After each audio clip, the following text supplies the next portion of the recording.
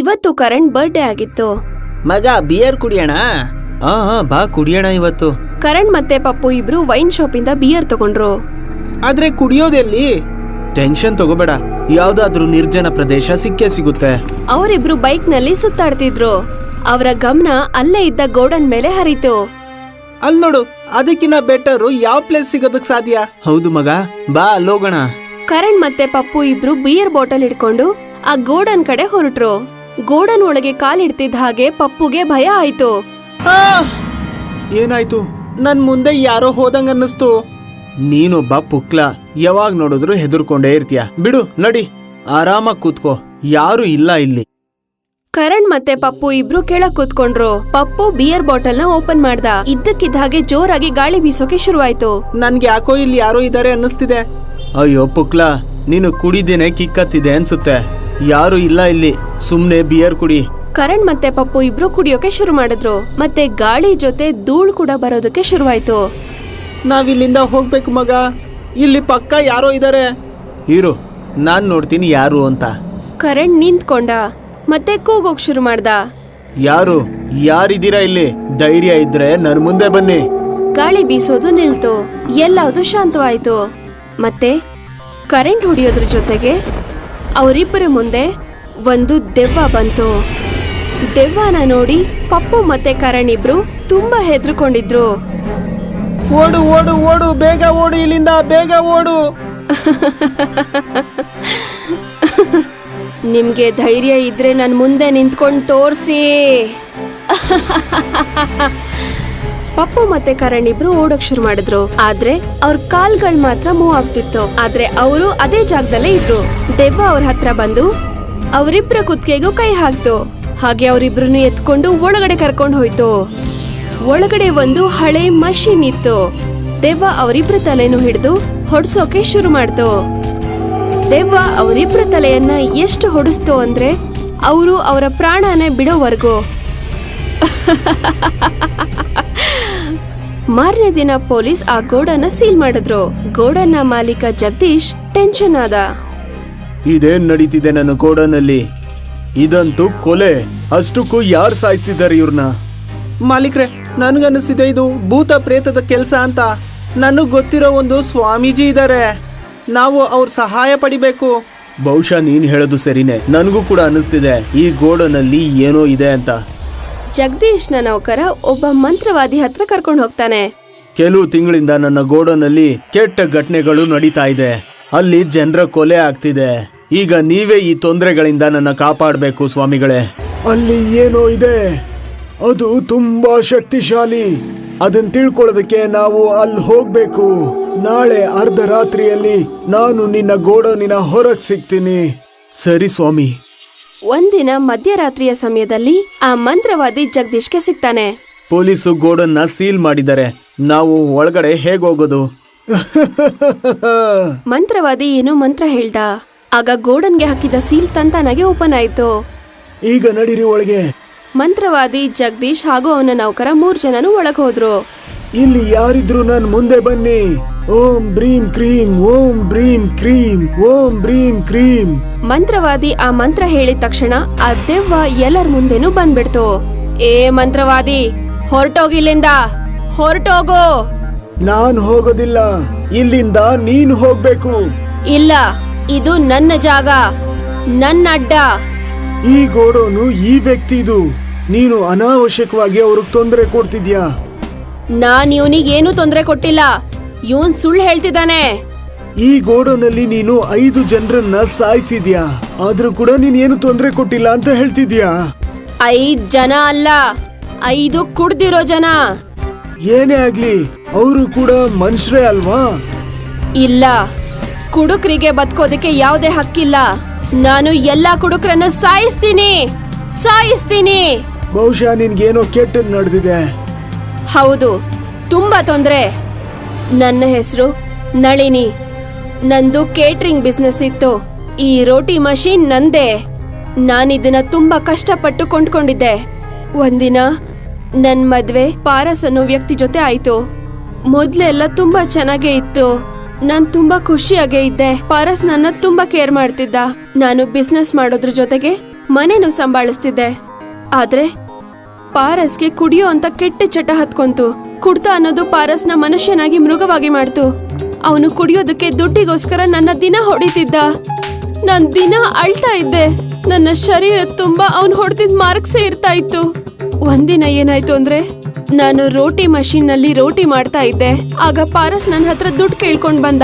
ಕೊಡೋ ದುಡ್ಡನ್ನ. ನನ್ನ ಹತ್ರ ದುಡ್ಡಿಲ್ಲ. ಸುಳ್ಳು ಹೇಳ್ತೀಯಾ? ಪಾರಸ್ ನನ್ಗೆ ಹೊಡಿಯೋದಕ್ ಶುರು ಮಾಡ್ದ. ಮೊದ್ಲು ನನ್ಗೆ ಕಪಾಳಕ್ ಹೊಡೆದ. ಆಮೇಲೆ ನಾನು ಯಾವ ಮಷೀನ್ ನಲ್ಲಿ ರೋಟಿ ಮಾಡ್ತಿದ್ನೋ ಅದೇ ಮಷೀನ್ಗೆ ನನ್ ತಲೆ ಹಿಡಿದು ಹೊಡೆಸ್ದ. ಮತ್ತೆ ನಾನು ಸತ್ ಹೋದೆ. ಅಲ್ಲಿಂದ ನಾನು ದೆವ್ವ ಆಗಿ ಎಲ್ಲ ಕುಡುಕರನ್ನು ಸಾಯಿಸಿ ನನ್ನ ಸೇಡ್ ತೀರಿಸ್ಕೊಳ್ತಿದ್ದೀನಿ. ನಿನ್ನ ಗಂಡ ನಿನಗ್ ಮಾಡಿದ್ದು ತುಂಬಾ ದೊಡ್ಡ ತಪ್ಪು. ಆದ್ರೆ ನೀನು ಇನ್ನೊಬ್ಬರಿಗೆ ತೊಂದರೆ ಕೊಡ್ತಿದ್ಯಲ್ಲ, ಅದು ಕೂಡ ದೊಡ್ಡ ತಪ್ಪೆ. ಸರಿ ತಪ್ಪು ಎಲ್ಲ ನನಗ್ ಗೊತ್ತಿಲ್ಲ. ನಾನು ಸೇಡ್ ತೀರಿಸ್ಕೋಬೇಕು.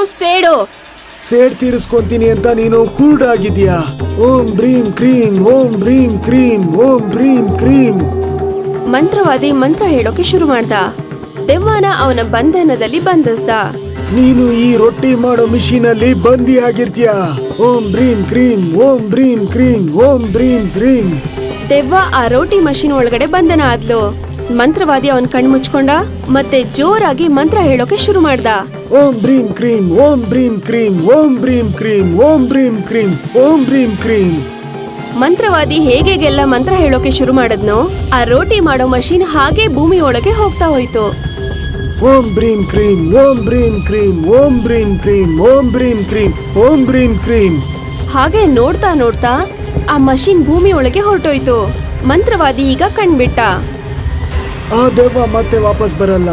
ಮತ್ತೆ ಈ ಗೋಡನಲ್ಲಿ ಇನ್ಯಾರ್ದೇ ಕೊಲೆ ಆಗೋದಿಲ್ಲ. ಜಗದೀಶ್ ಮಂತ್ರವಾದಿ ಕಾಲಿಗೆ ಬಿದ್ದ.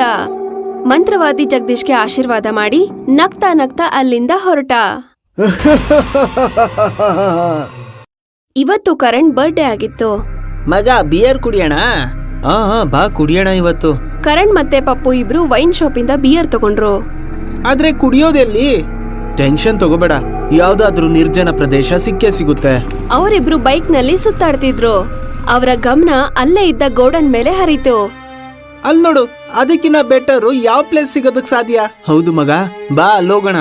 ಕರಣ್ ಮತ್ತೆ ಪಪ್ಪು ಇಬ್ರು ಬಿಯರ್ ಬಾಟಲ್ ಹಿಡ್ಕೊಂಡು ಆ ಗೋಡನ್ ಕಡೆ ಹೊರಟ್ರು. ಗೋಡನ್ ಒಳಗೆ ಕಾಲಿಡ್ತಿದ್ದ ಹಾಗೆ ಪಪ್ಪುಗೆ ಭಯ ಆಯ್ತು. ಏನಾಯ್ತು? ನನ್ ಮುಂದೆ ಯಾರೋ ಹೋದಂಗ ಅನ್ನಿಸ್ತು. ನೀನೊಬ್ಬ ಪುಕ್ಲ, ಯಾವಾಗ ನೋಡಿದ್ರು ಹೆದರ್ಕೊಂಡೇ ಇರ್ತೀಯ. ಬಿಡು, ನಡಿ, ಆರಾಮಾಗಿ ಕೂತ್ಕೋ, ಯಾರು ಇಲ್ಲ ಇಲ್ಲಿ. ಕರಣ್ ಮತ್ತೆ ಪಪ್ಪು ಇಬ್ರು ಕೆಳಗ್ ಕೂತ್ಕೊಂಡ್ರು. ಪಪ್ಪು ಬಿಯರ್ ಬಾಟಲ್ ನ ಓಪನ್ ಮಾಡ್ದ. ಇದ್ದಕ್ಕಿದ್ದ ಹಾಗೆ ಜೋರಾಗಿ ಗಾಳಿ ಬೀಸೋಕೆ ಶುರುವಾಯ್ತು. ನನ್ಗೆ ಯಾಕೋ ಇಲ್ಲಿ ಯಾರೋ ಇದ್ದಾರೆ ಅನ್ನಿಸ್ತಿದೆ. ಅಯ್ಯೋ ಪುಕ್ಲ, ನೀನು ಕುಡಿದೇನೆ ಕಿಕ್ಕತ್ತಿದೆ ಅನ್ಸುತ್ತೆ. ಯಾರು ಇಲ್ಲ ಇಲ್ಲಿ, ಸುಮ್ನೆ ಬಿಯರ್ ಕುಡಿ. ಕರಣ್ ಮತ್ತೆ ಪಪ್ಪು ಇಬ್ರು ಕುಡಿಯೋಕೆ ಶುರು ಮಾಡಿದ್ರು. ಮತ್ತೆ ಗಾಳಿ ಜೊತೆ ಧೂಳ್ ಕೂಡ ಬರೋದಕ್ಕೆ ಶುರುವಾಯ್ತು. ನಾವಿಲ್ಲಿಂದ ಹೋಗ್ಬೇಕು ಮಗ, ಇಲ್ಲಿ ಪಕ್ಕ ಯಾರೋ ಇದ್ದಾರೆ. ಇರು, ನಾನ್ ನೋಡ್ತೀನಿ ಯಾರು ಅಂತ. ಕರಣ್ ನಿಂತ್ಕೊಂಡ ಮತ್ತೆ ಕೂಗೋಕ್ ಶುರು ಮಾಡ್ದ. ಯಾರಿದ್ದೀರಾ ಇಲ್ಲಿ? ಧೈರ್ಯ ಇದ್ರೆ ನನ್ ಮುಂದೆ ಬನ್ನಿ. ಗಾಳಿ ಬೀಸೋದು ನಿಲ್ತು. ಎಲ್ಲಾವುದು ಶಾಂತವಾಯ್ತು. ಮತ್ತೆ ಕರೆಂಟ್ ಹೊಡಿಯೋದ್ರ ಜೊತೆಗೆ ಅವರಿಬ್ಬರ ಮುಂದೆ ಒಂದು ದೆವ್ವ ಬಂತು. ದೆವ್ವನ ನೋಡಿ ಪಪ್ಪು ಮತ್ತೆ ಕರಣ್ ಇಬ್ರು ತುಂಬಾ ಹೆದರ್ಕೊಂಡಿದ್ರು. ಓಡು ಓಡು ಓಡು, ಬೇಗ ಓಡು ಇಲ್ಲಿಂದ, ಬೇಗ ಓಡು. ನಿಮ್ಗೆ ಧೈರ್ಯ ಇದ್ರೆ ನನ್ ಮುಂದೆ ನಿಂತ್ಕೊಂಡು ತೋರ್ಸಿ. ಪಪ್ಪು ಮತ್ತೆ ಕರಣ್ ಇಬ್ರು ಓಡೋಕ್ ಶುರು ಮಾಡಿದ್ರು. ಆದ್ರೆ ಅವ್ರ ಕಾಲ್ಗಳ್ ಮಾತ್ರ ಮೂವ್ ಆಗ್ತಿತ್ತು. ಆದ್ರೆ ಅವರು ಅದೇ ಜಾಗದಲ್ಲೇ ಇದ್ರು. ದೆವ್ವ ಅವ್ರ ಹತ್ರ ಬಂದು ಅವರಿಬ್ರ ಕುತ್ತಿಗೆಗೂ ಕೈ ಹಾಕ್ತು. ಹಾಗೆ ಅವರಿಬ್ರನ್ನು ಎತ್ಕೊಂಡು ಒಳಗಡೆ ಕರ್ಕೊಂಡು ಹೋಯ್ತು. ಒಳಗಡೆ ಒಂದು ಹಳೆ ಮಷೀನ್ ಇತ್ತು. ದೆವ್ವ ಅವರಿಬ್ರ ತಲೆನೂ ಹಿಡಿದು ಹೊಡ್ಸೋಕೆ ಶುರು ಮಾಡ್ತು. ದೆವ್ವ ಅವರಿಬ್ರ ತಲೆಯನ್ನ ಎಷ್ಟು ಹೊಡಿಸ್ತು ಅಂದ್ರೆ ಅವರು ಅವರ ಪ್ರಾಣನೇ ಬಿಡೋವರೆಗೂ. ಮಾರನೇ ದಿನ ಪೊಲೀಸ್ ಆ ಗೋಡನ್ನ ಸೀಲ್ ಮಾಡಿದ್ರು. ಗೋಡನ್ನ ಮಾಲೀಕ ಜಗದೀಶ್ ಟೆನ್ಷನ್ ಆದ. ಇದೇನ್ ನಡೀತಿದೆ ನನ್ನ ಗೋಡನಲ್ಲಿ? ಇದಂತೂ ಕೊಲೆ. ಅಷ್ಟಕ್ಕೂ ಯಾರು ಸಾಯಿಸ್ತಿದ್ದಾರೆ ಇವ್ರನ್ನ? ಮಾಲೀಕ್ರೆ, ನನ್ಗನ್ನಿಸ್ತಿದೆ ಇದು ಭೂತ ಪ್ರೇತದ ಕೆಲ್ಸ ಅಂತ. ನನಗ್ ಗೊತ್ತಿರೋ ಒಂದು ಸ್ವಾಮೀಜಿ ಇದ್ದಾರೆ, ನಾವು ಅವ್ರ ಸಹಾಯ ಪಡಿಬೇಕು. ಬಹುಶಃ ನೀನ್ ಹೇಳೋದು ಸರಿನೇ, ನನಗೂ ಕೂಡ ಅನಿಸ್ತಿದೆ ಈ ಗೋಡನಲ್ಲಿ ಏನೋ ಇದೆ ಅಂತ. ಜಗದೀಶ್ನ ನೌಕರ ಒಬ್ಬ ಮಂತ್ರವಾದಿ ಹತ್ರ ಕರ್ಕೊಂಡು ಹೋಗ್ತಾನೆ. ಕೆಲವು ತಿಂಗಳಿಂದ ನನ್ನ ಗೋಡನಲ್ಲಿ ಕೆಟ್ಟ ಘಟನೆಗಳು ನಡೀತಾ ಇದೆ. ಅಲ್ಲಿ ಜನರ ಕೊಲೆ ಆಗ್ತಿದೆ. ಈಗ ನೀವೇ ಈ ತೊಂದರೆಗಳಿಂದ ನನ್ನ ಕಾಪಾಡಬೇಕು ಸ್ವಾಮಿಗಳೇ. ಅಲ್ಲಿ ಏನೋ ಇದೆ, ಅದು ತುಂಬಾ ಶಕ್ತಿಶಾಲಿ. ಅದನ್ನ ತಿಳ್ಕೊಳ್ಳೋದಕ್ಕೆ ನಾವು ಅಲ್ಲಿ ಹೋಗ್ಬೇಕು. ನಾಳೆ ಅರ್ಧರಾತ್ರಿಯಲ್ಲಿ ನಾನು ನಿನ್ನ ಗೋಡನಿನ ಹೊರಗೆ ಸಿಗ್ತೀನಿ. ಸರಿ ಸ್ವಾಮಿ. ಒಂದಿನ ಮಧ್ಯರಾತ್ರಿಯ ಸಮಯದಲ್ಲಿ ಆ ಮಂತ್ರವಾದಿ ಜಗದೀಶ್ಗೆ ಸಿಗ್ತಾನೆ. ಪೊಲೀಸು ಗೋಡನ್ನ ಸೀಲ್ ಮಾಡಿದ್ದಾರೆ, ನಾವು ಒಳಗಡೆ ಹೇಗ್ ಹೋಗೋದು? ಮಂತ್ರವಾದಿ ಏನೋ ಮಂತ್ರ ಹೇಳ್ದ. ಆಗ ಗೋಡನ್ಗೆ ಹಾಕಿದ ಸೀಲ್ ತಂತಾನಾಗೆ ಓಪನ್ ಆಯ್ತು. ಈಗ ನಡೀರಿ ಒಳಗೆ. ಮಂತ್ರವಾದಿ ಜಗದೀಶ್ ಹಾಗೂ ಅವನ ನೌಕರ 3 ಜನನು ಒಳಗ್ ಹೋದ್ರು. ಇಲ್ಲಿ ಯಾರಿದ್ರು ನನ್ ಮುಂದೆ ಬನ್ನಿ. ಓಂ ಬ್ರೀಂ ಕ್ರೀಂ, ಓಂ ಬ್ರೀಂ ಕ್ರೀಂ, ಓಂ ಬ್ರೀಂ ಕ್ರೀಂ. ಮಂತ್ರವಾದಿ ಆ ಮಂತ್ರ ಹೇಳಿದ ತಕ್ಷಣ ಆ ದೆವ್ವ ಎಲ್ಲರ ಮುಂದೆನೂ ಬಂದ್ಬಿಡ್ತು. ಏ ಮಂತ್ರವಾದಿ, ಹೊರಟೋಗಿಲ್ಲಿಂದ, ಹೊರಟೋಗು.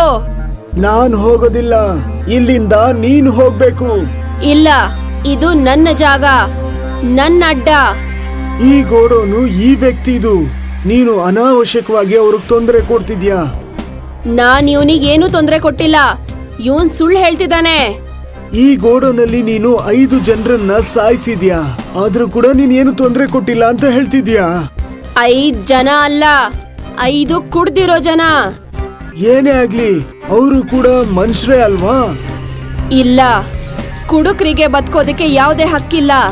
ನಾನು ಎಲ್ಲಾ ಕುಡುಕರನ್ನು ಸಾಯಿಸ್ತೀನಿ, ಸಾಯಿಸ್ತೀನಿ. ಬಹುಶಃ ನಿನ್ಗೇನೋ ಕೆಟ್ಟದ್ ನಡೆದಿದೆ.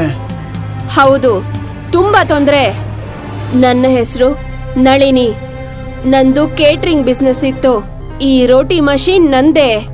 ನಾನಿದನ್ನ ತುಂಬಾ ಕಷ್ಟಪಟ್ಟು ಕೊಂಡ್ಕೊಂಡಿದ್ದೆ. ಒಂದಿನ ನನ್ ಮದ್ವೆ ಪಾರಸ್ ಅನ್ನೋ ವ್ಯಕ್ತಿ ಜೊತೆ ಆಯ್ತು. ಮೊದ್ಲೆಲ್ಲ ತುಂಬಾ ಚೆನ್ನಾಗೇ ಇತ್ತು. ನಾನ್ ತುಂಬಾ ಖುಷಿಯಾಗೇ ಇದ್ದೆ. ಪಾರಸ್ ನನ್ನ ತುಂಬಾ ಕೇರ್ ಮಾಡ್ತಿದ್ದ. ನಾನು ಬಿಸ್ನೆಸ್ ಮಾಡೋದ್ರ ಜೊತೆಗೆ ಮನೆನೂ ಸಂಭಾಳಿಸ್ತಿದ್ದೆ. ಆದ್ರೆ ಪಾರಸ್ಗೆ ಕುಡಿಯೋ ಅಂತ ಕೆಟ್ಟ ಚಟ ಹತ್ಕೊಂತು. ಕುಡ್ತ ಅನ್ನೋದು ಪಾರಸ್ನ ಮನುಷ್ಯನಾಗಿ ಮೃಗವಾಗಿ ಮಾಡ್ತು. ಅವನು ಕುಡಿಯೋದಕ್ಕೆ ದುಡ್ಡಿಗೋಸ್ಕರ ನನ್ನ ದಿನ ಹೊಡಿತಿದ್ದ. ನಾನ್ ದಿನ ಅಳ್ತಾ ಇದ್ದೆ. ನನ್ನ ಶರೀರ ತುಂಬಾ ಅವನು ಹೊಡೆದಿದ್ ಮಾರ್ಕ್ಸೇ ಇರ್ತಾ ಇತ್ತು. ಒಂದಿನ ಏನಾಯ್ತು ಅಂದ್ರೆ, ನಾನು ರೋಟಿ ಮಷೀನ್ ನಲ್ಲಿ ರೋಟಿ ಮಾಡ್ತಾ ಇದ್ದೆ. ಆಗ ಪಾರಸ್ ನನ್ನ ಹತ್ರ ದುಡ್ಡು ಕೇಳ್ಕೊಂಡ್ ಬಂದ. ಕೊಡೋ ದುಡ್ಡನ್ನ. ನನ್ನ ಹತ್ರ ದುಡ್ಡಿಲ್ಲ. ಸುಳ್ಳು ಹೇಳ್ತೀಯಾ? ಪಾರಸ್ ನನ್ಗೆ ಹೊಡಿಯೋದಕ್ ಶುರು ಮಾಡ್ದ. ಮೊದ್ಲು ಅವ್ನ್ ನನ್ಗೆ ಕಪಾಳಕ್ ಹೊಡ್ದ. ಆಮೇಲೆ ನಾನು ಯಾವ ಮಷೀನ್ ನಲ್ಲಿ ರೋಟಿ ಮಾಡ್ತಿದ್ನೋ ಅದೇ ಮಷೀನ್ಗೆ ನನ್ ತಲೆ ಹಿಡಿದು ಹೊಡೆಸ್ದ. ಮತ್ತೆ ನಾನು ಸತ್ ಹೋದೆ. ಅಲ್ಲಿಂದ, ಬರೀ ಅಲ್ಲಿಂದ ನಾನು ದೆವ್ವ ಆಗಿ ಎಲ್ಲ ಕುಡುಕರನ್ನು ಸಾಯಿಸಿ ನನ್ನ ಸೇಡ್ ತೀರಿಸ್ಕೊಳ್ತಿದ್ದೀನಿ. ನಿನ್ನ ಗಂಡ ನಿನಗ್ ಮಾಡಿದ್ದು ತುಂಬಾ ದೊಡ್ಡ ತಪ್ಪು. ಆದ್ರೆ ನೀನು ಇನ್ನೊಬ್ಬರಿಗೆ ತೊಂದರೆ ಕೊಡ್ತಿದ್ಯಲ್ಲ, ಅದು ಕೂಡ ದೊಡ್ಡ ತಪ್ಪೆ. ಸರಿ ತಪ್ಪು ಎಲ್ಲ ನನಗ್ ಗೊತ್ತಿಲ್ಲ. ನಾನು ಸೇಡ್ ತೀರಿಸ್ಕೋಬೇಕು. ಸೇಡ್ ತೀರಿಸ್ಕೊಂತೀನಿ ಅಂತ ನೀನು ಕುರುಡಾಗಿದ್ಯಾ. ಓಂ ಬ್ರೀಂ ಕ್ರೀಂ, ಓಂ ಬ್ರೀಂ ಕ್ರೀಂ, ಓಂ ಬ್ರೀಂ ಕ್ರೀಂ. ಮಂತ್ರವಾದಿ ಮಂತ್ರ ಹೇಳೋಕೆ ಶುರು ಮಾಡ್ದ. ದೆವ್ವನ ಅವನ ಬಂಧನದಲ್ಲಿ ಬಂಧಿಸ್ದ.